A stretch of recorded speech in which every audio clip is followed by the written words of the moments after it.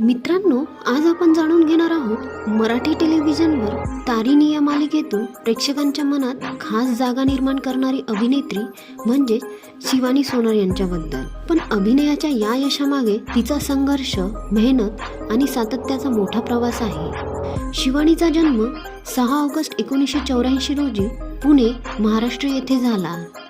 तिच्या कुटुंबात आहेत तिचे आजी आजोबा, वडील निशिकांत सोनार, आई नेहा सोनार, तिचा लहान भाऊ आणि आता नवरा अंबर गणपुळे. लहानपणापासूनच तिला अभिनयाची आवड होती, पण तिने शिक्षणालाही तितकंच महत्त्व दिलं. शिवानीने आपले शालेय शिक्षण पुण्यात पूर्ण केलं. त्यानंतर तिने MIT कॉलेज पुणे येथून कॉमर्समध्ये पदवी घेतली. कॉलेजमध्ये शिकत असतानाच तिने थिएटर, अभिनय, कार्यशाळा आणि ऑडिशन सुरू केली. शिवानीने आपल्या करिअरची सुरुवात लहान भूमिकांमधून आणि सहाय्यक पात्रांमधून केली. डॉक्टर बाबासाहेब आंबेडकर या मालिकेतून तिने टीव्हीवर पदार्पण केलं. हळूहळू तिच्या अभिनयाची दखल घेतली जाऊ लागली आणि खऱ्या अर्थाने तिला ओळख मिळाली ती राजा राणीची जोडी या मालिकेमधून. नंतर तिने तू भेटशी नव्याने यासारख्या मालिकांमध्ये महत्त्वाच्या भूमिका केल्या. टीव्ही सोबतच शिवानीने मराठी चित्रपट, वेब सिरीज आणि लघुपटांमध्येही काम केलं. यामुळे तिचा अभिनय अधिक परिपक्व होत गेला. सध्या शिवानी सोनार तारिणी या मालिकेत तारिणी ही मुख्य भूमिका करत आहे. शिवानी प्रति एपिसोड 35 ते 40 हजार इतके मानधन घेते.